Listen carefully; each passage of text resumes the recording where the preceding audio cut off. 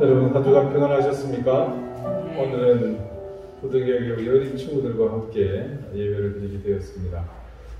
부득이한 일이지만 감사한 일이고 기쁜 일입니다. 이제 우리 다 같이 자리에서 일어나셔서 마음과 정성을 다해 살아계신 하나님께 예배 드리겠습니다.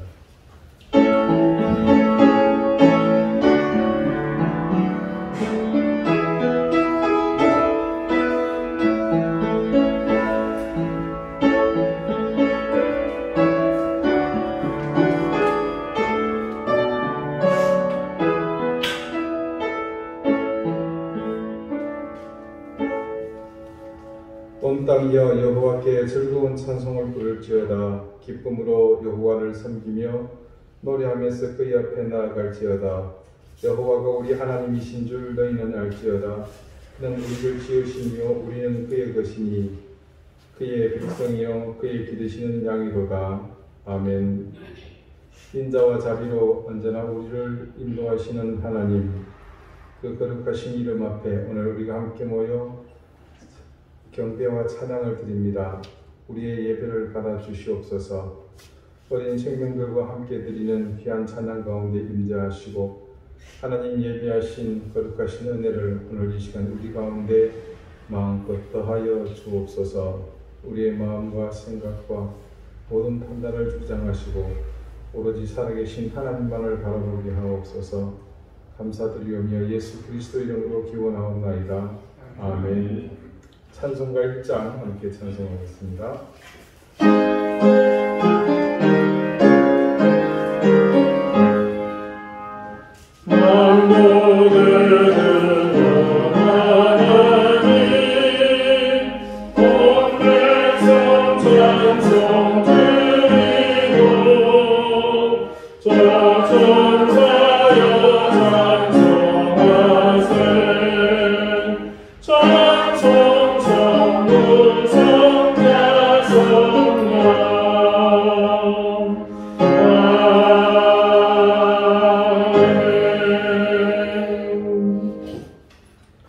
이제 다 함께 참여의 기도를 드리겠습니다. 자비하신 하나님, 지난 한 주간 우리의 삶은 은혜 받은 하나님의 자녀로서의 삶이 아니었습니다. 우리의 욕망과 욕심을 따라 일하기 바빴고 모든 판단의 기준은 우리 중심이었고 그 속에 내재되어 있는 무욕과 탐욕이었습니다. 이웃을 돌아보는 마음도 세상을 향한 우리의 소명을 생각하는 마음도 없었고 온전히 나와 내 가족, 내 사랑하는 사람만을 위한 생각과 판단과 행동들로 점철된 그런 시간들이었습니다. 하나님, 세상은 우리를 향한 기대로 언제나 우리를 바라보며 하늘을 바라보고 있지만 우리는 그들에게 어떤 소망도 어떤 미래도 주지 못했습니다. 하나님, 우리만을 생각하며 이기적인 욕망을 따라 살았던 우리의 삶을 회개하오니 주여 우리의 죄를 용서하여 주시옵소서. 이제는 하나님과 나만이 하는 일을 생각하면서 묵묵히 참회의 기도를 드립니다.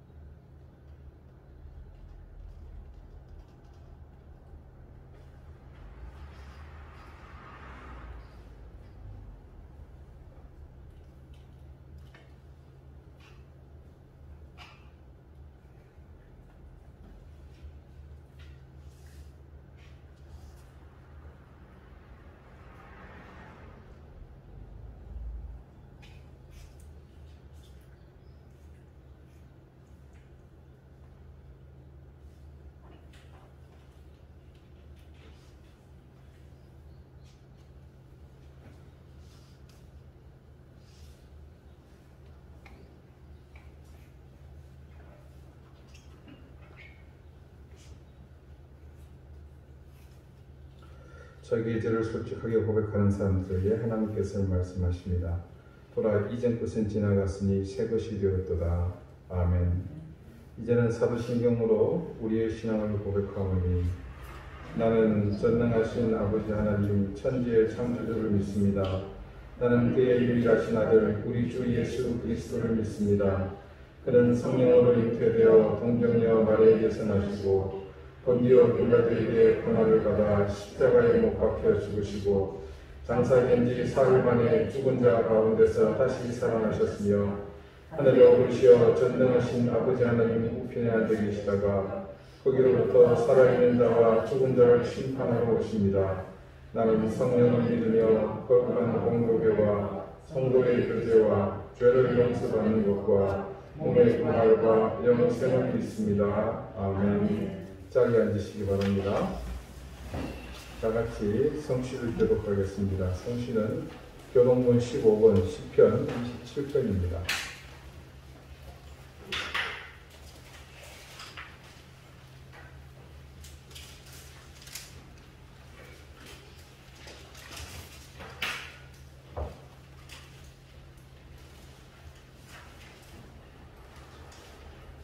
여호와는 나의 빛이요 나의 구원이시니 내가 누구를 두려워하리요. 여호와는 내 생명의 능력이시니 내가 누구를 무서워하리요. 악인들이 내 살을 먹으려고 내게로 왔으나 나의 대적을 나의 원수들이 그들의 지옥을 하여 넘어졌도다. 군대가 나를 대적하여 진칠지라도 내 마음이 두렵지 아니하며 전쟁이 일어나 나를 치달할지라도 나는 여전히 미안하리라. 내가 여호와께 바라는 한 가지 일 그것을 구하리니 곧 내가 내 평생에 여호와의 집에 살면서 여호와의 아름다움을 바라보며 그의 성전에서 사모하는 것이옵소서. 여호와께서 환난 날에 나를 그의 초막 속에 비밀히 지키시고 그의 장막은 은밀한 곳에 나를 숨기시고 높은 바위 위에 두시리로다. 이제 내 머리가 나를 둘러싼 내 원수 위에 들리리니 내가 그의 장막에서 즐거운 제사를 드리겠고 노래하며 여호와를 찬송하리로다. 아멘. 기도드리겠습니다. 영원로우신 아버지 하나님, 하나님의 변함없는 사랑과 은혜를 감사드립니다. 이 땅은 시시각각 인간들의 생각과 판단에 따라 휘둘리고 있지만 하나님의 사랑은 늘 한결같이 변함없는 모습으로 우리를 감싸고 우리 가운데 구원의 은총을 더하심을 믿습니다. 코로나로 인해 세상은 온통 심각한 위기 속에 경랑을 겪고 있습니다. 우리 삶의 자리는 흔들렸고 생계는 오래전부터 위협받고 있으며 하나님의 손길은 어느 때보다도 간절한 때입니다. 하나님, 언제나 낮은 곳으로 임하여서 우리를 구원해 주셨던 하나님 은혜의 손길이 오늘 눈물과 한숨으로 하루하루를 지내고 있는 고통받는 민초들에게 함께해 주시기를 간절히 구합니다.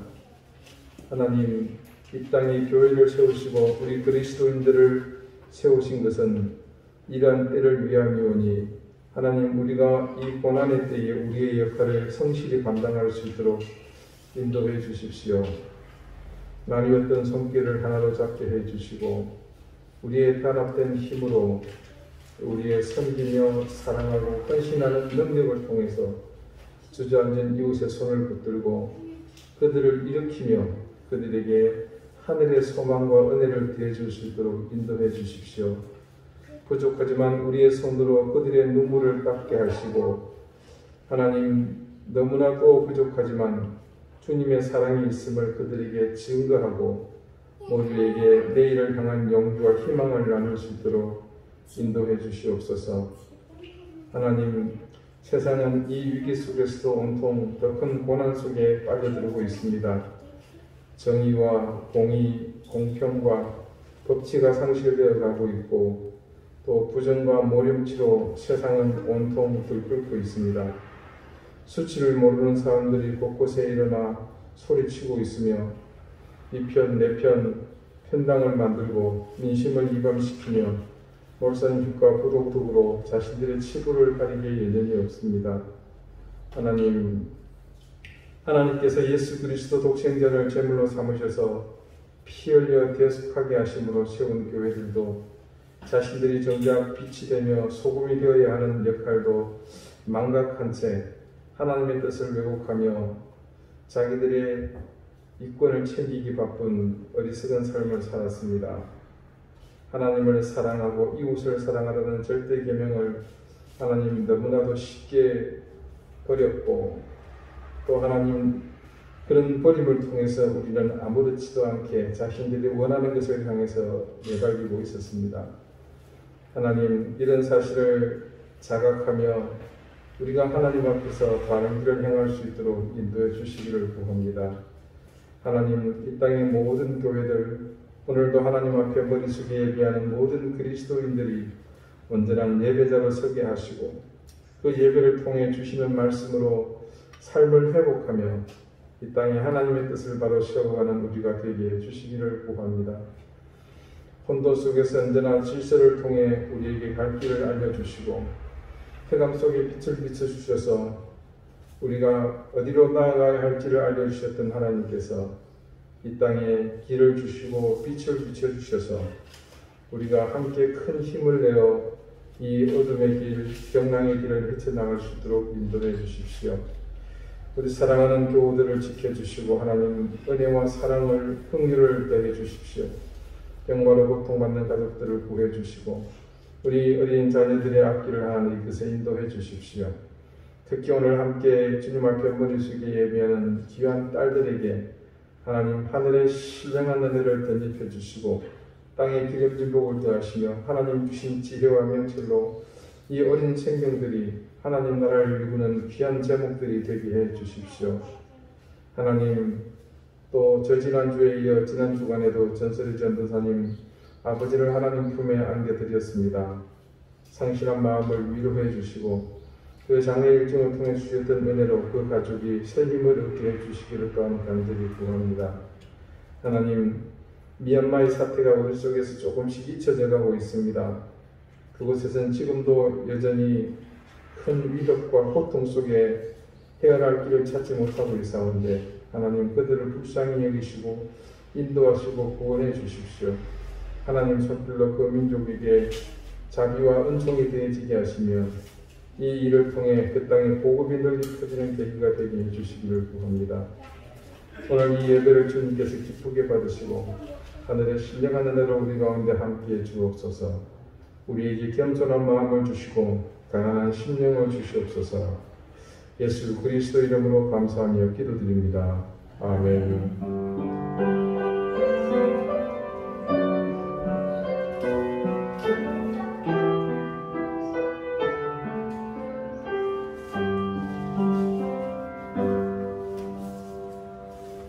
44장 함께 찬송하겠습니다.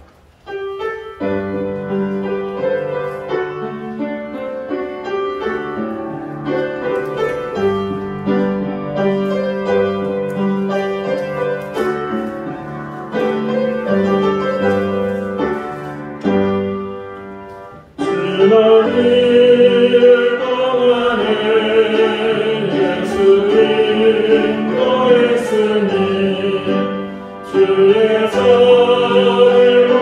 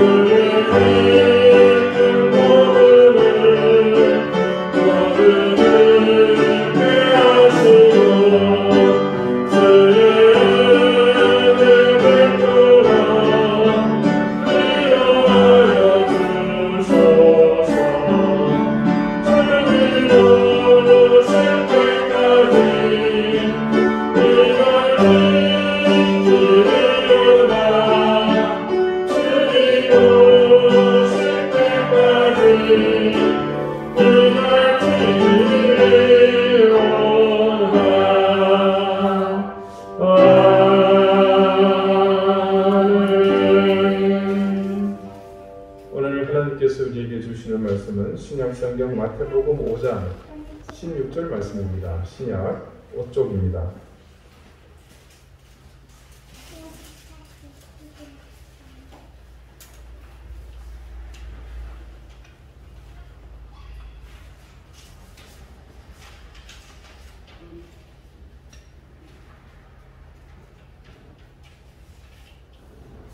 마태복음 5장 16절 말씀을 제가 읽겠습니다. 이제 다 같이 자리에서 일어나 하나님의 말씀을 경청하십시오. 이같이 너희의 빛이 사람 앞에 비치게 하여 그들로 너희 착한 행실을 보고 하늘에 계신 너희 아버지께 영광을 돌리게 하라. 아멘. 자리에 앉으시기 바랍니다. 하나님께서 이 말씀으로 우리에게 은혜 주시기를 원합니다.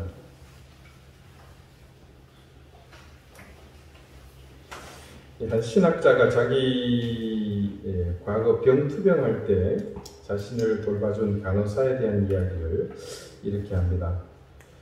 그녀는 참 일처리가 신속하고 또 희생적이기도 했다고 합니다. 그녀는 20년 동안 주로 야간에만 일을 했습니다. 그래서 이분이 한 번은 그녀에게 야간에 근무하는 것은 많은 체력을 소비해야 하는데 어디서 그런 힘이 나느냐고 물었습니다. 그녀는 이 교수의 물음에 이렇게 대답합니다. 그게 말이죠. 하룻밤 일할 때마다 천국의 내 면류관에 보석이 하나씩 더 박히거든요. 그래서 이미 7,175개나 되었답니다. 짐작하셨겠지만 20년을 하루하루 계산하면 그 정도 나오죠. 이 말을 들은 그 교수의 반응이 참 인상적입니다. 그녀의 말을 듣고 난 후 고마운 마음이 사라진 것은 왜일까? 그녀의 사랑과 희생을 더 이상 믿을 수 없었고 안전한 느낌도 사라져버렸다. 나를 도와주는 그녀의 태도가 마치 투명인간을 대하듯 보는 둥 마는 둥 하는 것 같았다. 그녀의 시선은 남몰래 천국의 면류관에 고정되어 있었고 그 반짝이는 영광을 음미하고 있었다. 사람이 하늘 아버지를 위해 선행에 힘쓰면서 동시에 이웃을 멸시하고 모욕할 수 있다니 끔찍하지 않은가? 그 간호사가 한 일이 바로 그것이다. 맡겨진 환자들은 그녀의 목적을 이루기 위한 수단이었다. 그녀는 그들을 예수님의 눈으로 보지 않았다. 환자들을 자신의 만족을 위한 수단과 소재로 이용했을 뿐이다. 그녀가 심취해 있던 생각은 따로 있었다. 물론 그녀가 탁월한 간호사라는 점에는 의문의 여지가 없으나 이 값진 일을 탁월하게 수행하면 자신의 자격이 더욱 입증되고 천국 은행에 자신의 잔액이 계속 늘어난다고 생각한 것이다. 그리고 계속해서 이 시작자는 말합니다. 자, 그렇다면 예수님께서 이런 사람을 외식하는 자라고 부르시는 이유를 이해할 수 있을 것이다. 물론 이렇게까지 극단적으로 판단하는 것에 그 간호사 당사자도 또 지금 이야기를 듣는 우리도 이런 외식하는 사람으로 치부하는 것과 더 나아가서 양의 탈을 쓴 이리처럼 취급하는 것은 강력한 거부감이 있을 줄 압니다. 어느 누구도 그녀가 처음에 선한 의도에서 시작한 것이라는 사실에 대해서는 반박의 여지가 없습니다. 그녀의 행동은 외적으로 누가 보아도 비난받을 일은 아니죠. 그렇더라도 예수님이 말씀하시는 외식하는 사람이라는 의미를 너무 단순하게 생각해서는 안 됩니다. 그 속에는 더 깊은 뜻이 있습니다. 즉 자신도 모르게 자가당착에 빠질 수 있음을 주의하라는 그런 말씀입니다. 까다롭거나 귀찮거나 전혀 쓸모없는 사람을 도울 때 사실은 자신의 이익을 도모할 뿐이면서 사뭇 진지하게 하나님을 섬긴다고 생각할 수도 있습니다. 우리가 남을 돕는 이유는 그에게 부채감을 심어주고 싶어서일 수도 있고요. 일단 베풀어서 나를 의지하게 만드는 그런 본능적 쾌감이 좋아서일 수도 있습니다. 말이 조금 어렵죠. 그래서 제가 경험한 비슷한 내용을 한 가지 소개를 하겠습니다.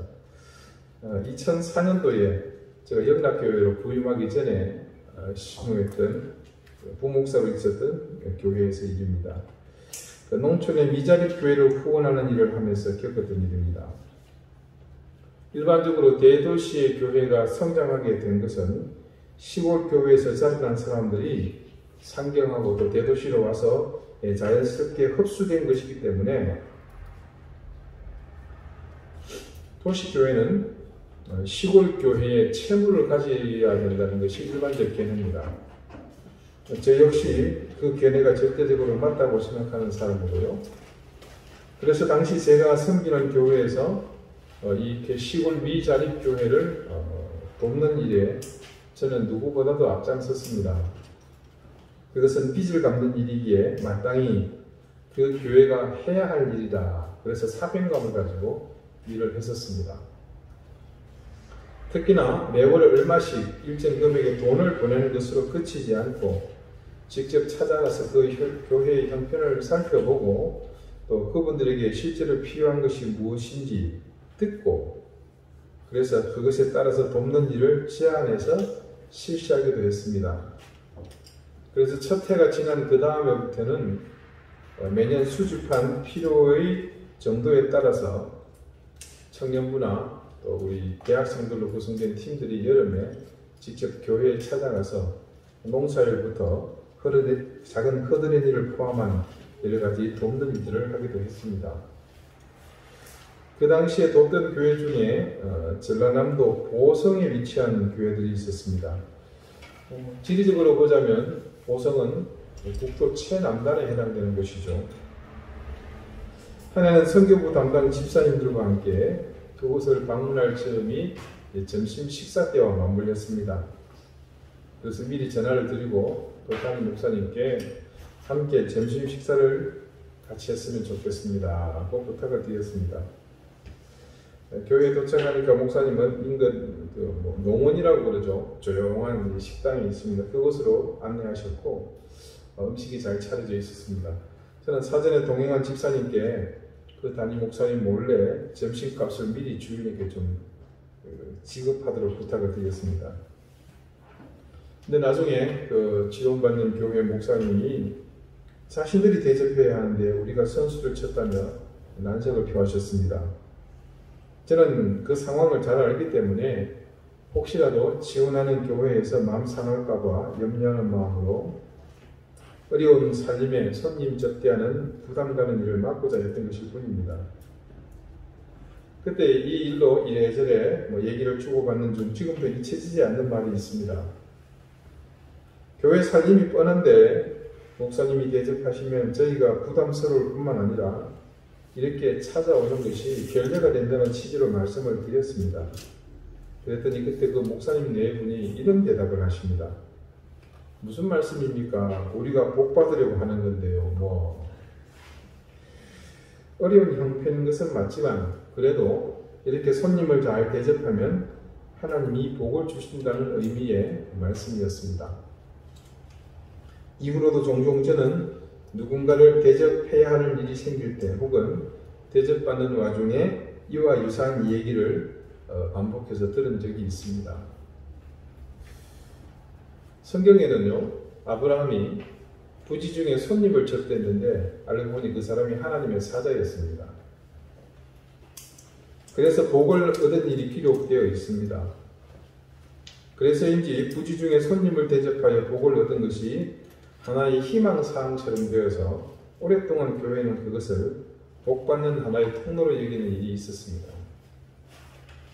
그런데 여기서 우리가 오해해서는 안 되는 일이 있습니다. 아브라함이 선을 베푸는 마음으로 손님을 대접하다 보니 결과적으로 그 사람들이 하나님의 사람이었던 것이지 처음부터 뭔가를 기대하고 그렇게 선을 행한 것은 아닙니다. 아브라함이 그때 입은 은혜는 결과로 나타난 것이지 그 과정과 의도는 전혀 다른 문제입니다. 그런데 일부 사람들은 그것을 기도 제목처럼 그리고 앞서 말씀드린 목사님처럼 그렇게 생각하는 경우가 왕왕 있더라는 것이죠. 잠깐 한번 생각해 봅시다. 과연 이런 선행은 어떤 결과로 이어질까요? 그래서 주님은 그런 일에 대해서 다음과 같이 말씀해 주셨습니다. 마태복음 6장 1절에서 4절까지의 말씀인데요. 제가 한번 읽어드리겠습니다. 사람에게 보이려고 그들 앞에서 너희 의를 행하지 않도록 주의하라. 그리하지 아니하면 하늘에 계신 너희 아버지께 상을 받지 못하느니라. 그러므로 구제할 때에 외식하는 자가 자기 사람에게서 영광을 받으려고 회당과 거리에서 하는 것 같이 너희 앞에 나팔을 불지 말라. 진실로 너희에게 이르노니 그들은 자기 상을 이미 받았느니라. 너는 구제할 때에 오른손이 하는 것을 왼손이 모르게 하여 너희 구제함을 은밀하게 하라. 은밀한 중에 보시는 너희 아버지께서 갚으시리라. 자, 이 말씀의 1절을 제가 다시 한번 읽습니다. 사람에게 보이려고 그들 앞에서 너희 의를 행하지 않도록 주의하라. 그리하지 아니하면 하늘에 계신 너희 아버지께 상을 받지 못하느니라. 사람에게 보이려고 그 앞에서 의를 행하지 않도록 주의하라고 당부하십니다. 그렇지 않으면 하나님께 상을 받지 못한다고 하십니다. 자, 이야기를 적용해 보니 그렇습니다. 뭔가 의로운 행동, 선한 행동을 했습니다. 그런데 그것을 보이려고 하지 말라는 것입니다. 의도를 가진 행동 물론 포함입니다. 그 결과가 어떻게 나타난다고 하십니까? 하나님께 받는 상은 없다고 말씀하십니다. 매일 밤 20년을 한결같이 수고했지만 그녀가 기대한 면류관에는 보석이 박히지 못한다는 말씀입니다. 손님을 대접하지만 그 마음이 정말로 감사한 마음으로 친절을 베풀고 싶은 마음보다 그렇게 하면 복을 주실 것이라는 기대로 할 때는 이미 그에 대한 상을 기대하지 말라는 뜻입니다. 그렇게 하겠습니까마는 우리는 당신들에게 감사하는 마음으로 음식을 대접하고 싶다는 생각보다는 자신들이 먼저 그 행위를 통해서 하나님의 복을 받겠다는 생각이 앞서는 것으로 때에 따라서는 그분들의 말씀을 이해할 수 있지 않겠습니까? 2절에도 같은 내용을 반복해서 말씀하고 있는 것을 볼 수 있습니다. 그러므로 구제할 때에 외식하는 자가 사람에게서 영광을 받으려고 회당과 거리에서 하는 것 같이 너희 앞에 나팔을 불지 말라. 진실로 너희에게 이르노니 그들은 자기 상을 이미 받았느니라. 2절의 말씀은 조금 더 구체적인 내용을 언급하고 있죠. 여러분, 연말 연시가 되면 각종 복지기관에 많은 사람들이 방문하죠. 단체에서, 또 기관에서. 그리고 구호 물품을 산더미처럼 쌓아놓고 반드시 거치는 과정이 있습니다. 자기들이 만들어 온 현수막을 앞에 세우고 기념 촬영을 합니다. 오른손을 들면서 화이팅! 하면서 화이팅은 안 지키잖아요. 그리고 요즘은 또 손가락으로 이러면서 사진을 찍습니다. 이런 행동을 주님은 나팔을 부는 것이라고 말씀하십니다. 그렇게 나팔을 불면 그들은 자기 상을 이미 받았다고 하십니다. 그래서 주님께서는 우리에게 오른손이 하는 것을 왼손이 모르게 하라고 말씀하십니다. 우리의 구제, 우리의 선행, 우리의 의로운 행동이 은밀해야 한다고 말씀하십니다. 자, 여기에 은밀하게라고 우리말로 번역된 헬라어 크립토스는요, 폐쇄라는 의미가 있습니다. 그것은 일체 외부에서 알지 못하도록 한다는 뜻이죠. 내가 선을 행하고 의를 행하는데, 구제를 하는데 그 행위가 세상 어느 누구도 알지 못하게 된다면 그 일을 하려는 사람이 많이 주저하지 않겠습니까? 또 그렇다면 그 일을 하면서 실망하는 사람도 있을 수 있습니다. 그런데 어느 누구도 알지 못하게 은밀하게 행해서 세상에서는 아무도 보는 사람이 없지만 누가 봅니까? 하나님께서 그 은밀한 중에 보신다고 하지 않습니까? 그리고 그것을 보신 하나님께서 갚으신다고 주님께서는 말씀하십니다. 교회와 그리스도인들이 구제와 봉사 등 세상을 향해서 선행을 말로도 할 수 없이 많이 합니다. 고아를 돌아보고 양로원을 찾아가고 그리고 장애인 시설을 찾아가서 그들을 섬기는 일을 앞장서서 합니다. 그런데 그렇게 해서는 세상이 바뀌는 것이 아닙니다. 이 땅에 120년 전에 처음 복음이 들어오고 곳곳에 괄목할 만큼 놀라운 속도로 전국 곳곳에 교회가 세워졌습니다. 그리고 그렇게 세워진 교회는 또한 그 교회에 속한 그리스도인들은 한결같이 모두 세상에서 헤아릴 수 없을 정도로 많은 자선 사업을 해왔습니다. 여러분, 지금은 실제로 세상이 좋아져서 인권을 말하고 복지를 말하지만 우리 연세드신 어르신들 한번 생각해 보십시오.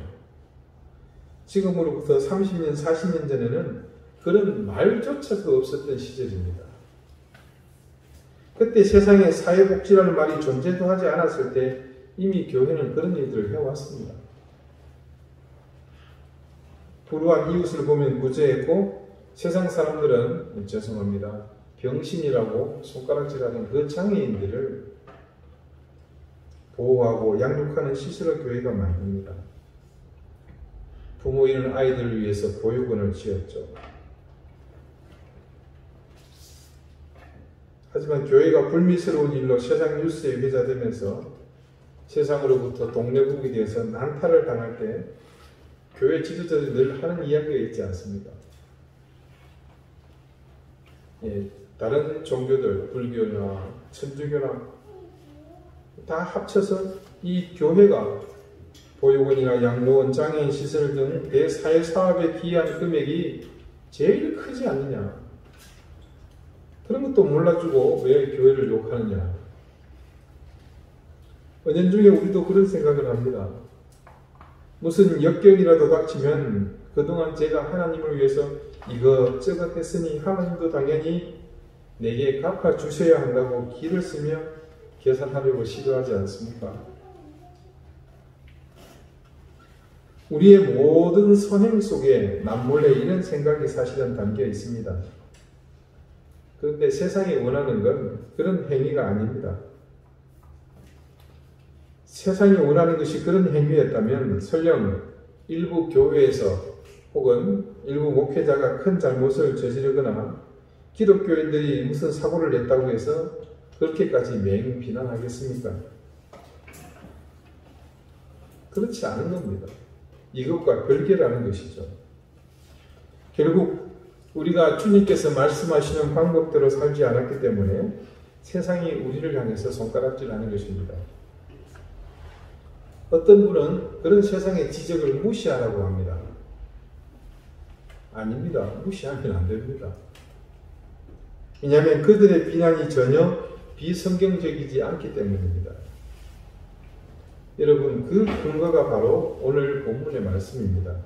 여러분, 오늘 주부에 기재된 본문의 말씀을 다 같이 한번 읽어볼까요? 시작. 이같이 너희 빛이 사람 앞에 비치게 하여 그들로 너희 착한 행실을 보고 하늘에 계신 너희 아버지께 영광을 돌리게 하라. 자, 여러분, 이 말씀에는 우리의 착한 행실, 즉 선행, 의로운 행동, 구제나 봉사 등의 목적이 무엇에 있어야 하는지 분명하게 제시하고 있습니다. 모든 착한 행실의 종착역은 아버지께 영광을 돌리는 데 있습니다. 이 말씀을 보면 우리 모든 선한 행실의 의도가 전혀 우리 자신과 관련이 없음을 알 수 있습니다. 우리가 착한 행실, 선한 일, 의로운 일을 하는 것은 모두가 세상 사람들을 향한 삶의 방법입니다. 그렇게 착한 행실을 보이며 선한 일을 하고 의로운 일을 하는 것은 우리의 수고를 요구하는 일이기도 합니다. 말씀은 그렇게 세상을 향해서 우리가 이 같은 삶을 살아야 하는 이유에 대해서 여러 가지 이유가 있음을 말씀해 주고 있습니다.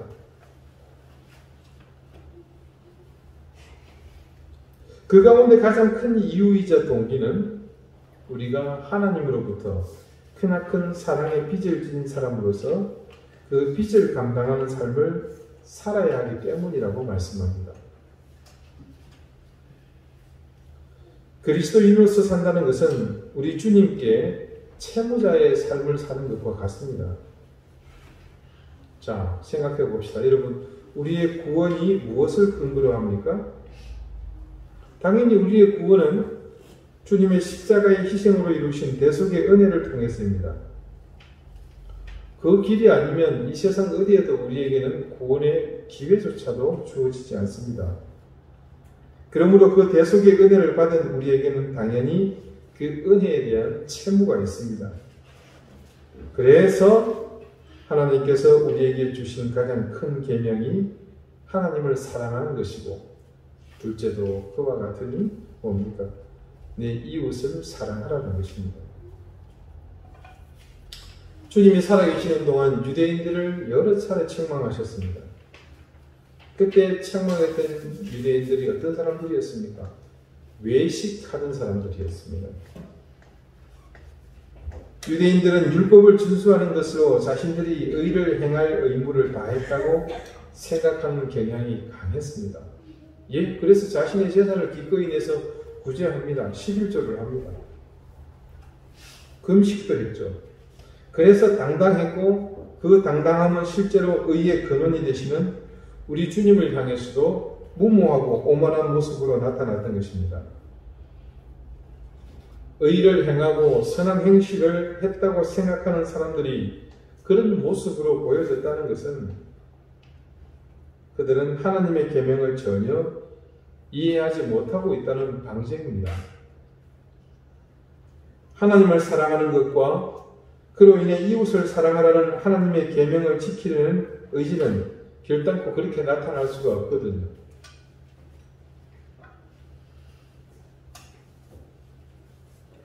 어떻게 이 계명 속에 인간의 행위에 대한 공로가 있을 수 있으며 자만이 존재할 수 있단 말입니까? 주님이 베푸신 구원은 전적인 하나님의 선물입니다. 근본이 죄인인 우리 인간이 행위를 통해 구원에 이를 수 있는 길은 조금 전에도 말씀드렸지만 이 세상 어디에도 없습니다.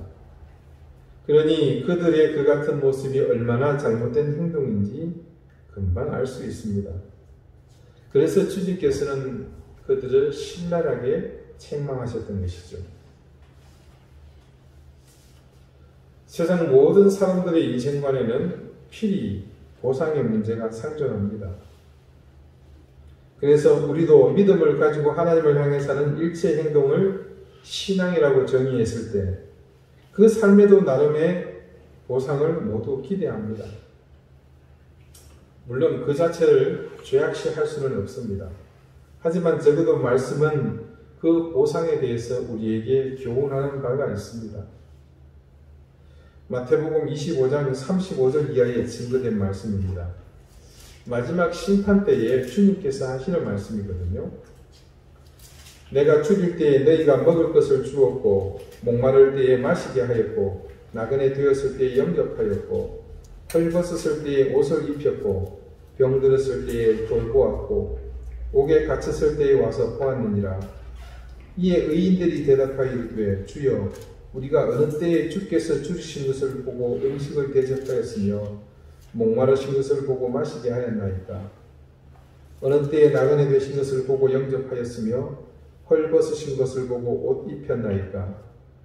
어느 때에 병드신 것이나 옥에 갇히신 것을 보고 가서 배웠나이까 하리니, 임금이 대답하여 이르시되 내가 진실로 너희에게 이르노니 너희가 여기 내 형제 중에 지극히 작은 자 하나에게 한 것이 곧 내게 한 것이니라 하시고. 여러분, 바로 이 말씀 속에 우리의 착한 행실이 나아갈 바가 있습니다. 결국 오늘 본문의 말씀에서 우리의 삶으로 하나님께 영광을 돌리는 길이 바로 이 말씀 속에서 동일하게 증거되어 있는 것을 알 수 있습니다. 물질을 기대하고 삶의 현장에서 하늘의 인센티브를 기대하는 의도가 부질없다는 것을 우리는 분명하게 인지해야겠습니다. 그러므로 우리의 모든 행실의 근본에 하나님을 향한 마음이 선행되어야 함을 반드시 기억하며 우리가 마땅히 행할 바를 그저 성실하게 감당해야겠습니다. 사랑하는 여러분, 우리는 오늘도 지금껏 교회가 잘못 행동해왔던 한 가지를 바르게 이해하게 되었습니다. 이는 비단 교회라는 공동체뿐만이 아니라 그 공동체의 문제만으로 그칠 것이 아니고 우리 가운데도 깊이 뿌리내리고 있는 이 사고에 대한 점검으로 나아가야 할 줄 압니다. 그래서 이것 또한 우리가 무엇을 믿어야 할 것인지 그 방향을 새롭게 깨닫는 교훈입니다. 여러분, 결코 잊어서는 안 됩니다. 우리는 하나님으로부터 절대로 갚을 수 없는 은혜의 빚을 지닌 사람들입니다. 그래서 우리의 인생은 그 빚을 갚는 삶, 마땅히 이웃을 사랑해야 하는 착한 행실로, 선한 행실로, 의로운 행실로 살아야 할 의무가 있습니다. 기도드리시겠습니다. 주님, 우리는 이제껏 우리의 착한 행실에 대해 채권자의 의식을 가지고 살았습니다. 그래서 은연중에 하나님을 향해 우리의 권리를 주장하려는 의도를 그래서 가지고 있었습니다. 하지만 우리가 결코 우리의 행위로 구원에 이르는 길이 없음을 깨닫고 그래서 하나님의 전적인 은혜로 구원에 이르게 되었다는 이 근본적인 사실을 바르게 깨달음으로 우리의 삶에 드리워진 영적 책무를 바로 알게 해 주십시오. 이웃을 사랑하며 섬기고 봉사하는 것이 하나님을 사랑하는 일이며 또한 지극히 작은 자에게 행한 것이 주님께 행한 것이라는 사실을 따라 오늘도 우리 삶에 드리워진 이 사랑에 빚진 책무를 성실히 감당해 나가게 해 주십시오. 예수 그리스도 이름으로 기도드립니다. 아멘.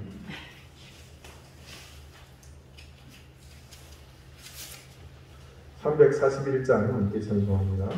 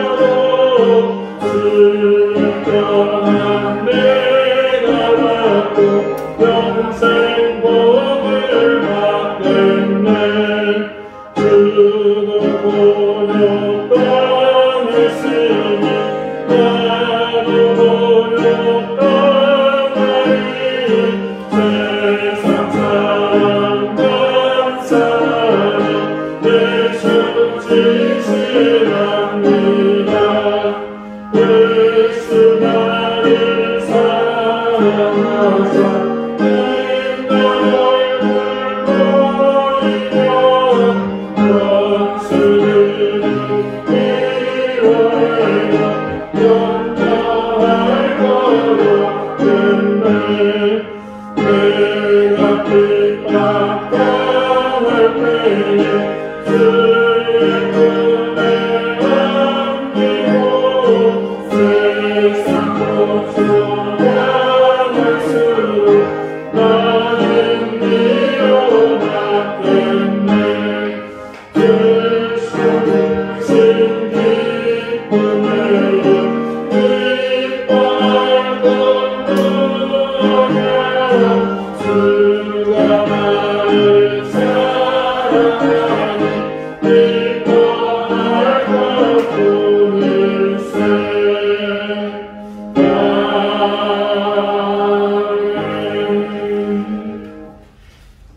자비로우신 하나님, 우리에게 베풀어 주신 은혜와 사랑을 감사드립니다. 하나님께서 우리의 생명을 주셨고 우리의 가족을 주셨고 일터와 또 이 교회를 주셨고 함께 신앙생활하는 모든 믿음의 동료들을 주셨습니다. 이 모든 것이 하나님의 은혜요, 긍휼이요, 자비요, 은총임을 알기에 오늘 하나님께서 주신 것 중 일부를 구별하여 드림으로 하나님의 사랑에 감사하는 예를 표합니다. 하나님, 그러하오니 드린 손길을 기억하시고 하늘의 신령한 은혜와 땅의 기름진 복을 하나님 저들에게 넘치게 더해 주십시오.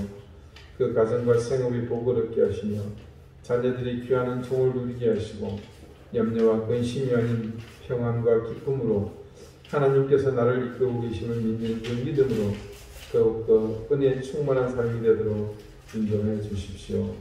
감사드리며 예수 그리스도 이름으로 공을 기도드립니다. 아멘. 교회 소식 알려드리겠습니다. 먼저 우리 어린 친구들, 우리 찌까리들 오늘 예배 잘 드려서 너무 감사합니다. 앞으로도 종종 이런 기회가 있었으면 좋겠습니다. 기독교 교육이 분리해서 하는 것도 중요하지만 어른들이 예배하는 모습을 함께 참여하고 이 예배에 함께 예배를 드리는 것도 좋은 훌륭한 교육입니다. 그래서 조금 어른들이 불편하시겠지만 주기적으로 아이들에게 이런 기회가 많았으면 하는 바람입니다. 전도사님 부친께서 지난 좀 목요일이네요. 일주일 간격으로 또 계속 장례가 있었는데 하나님 부르심을 받아서 장례를 마쳤습니다. 오시면 여러분 많이 유의해 주시기를 바랍니다. 또 그 외에도 많은 기도 제목들을 보시고 계속 함께 기도해 주시기를 부탁드리겠습니다. 이제 다 같이 자리에서 일어나셔서 좌우 앞뒤에 계신 분들과 다정하게 인사를 나누시겠습니다.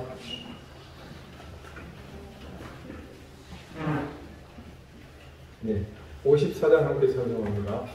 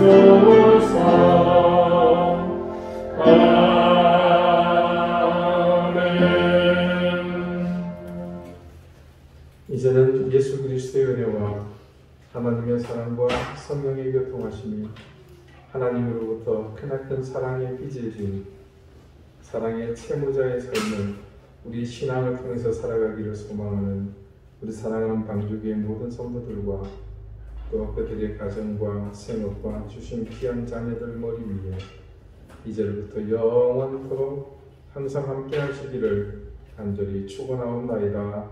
아멘.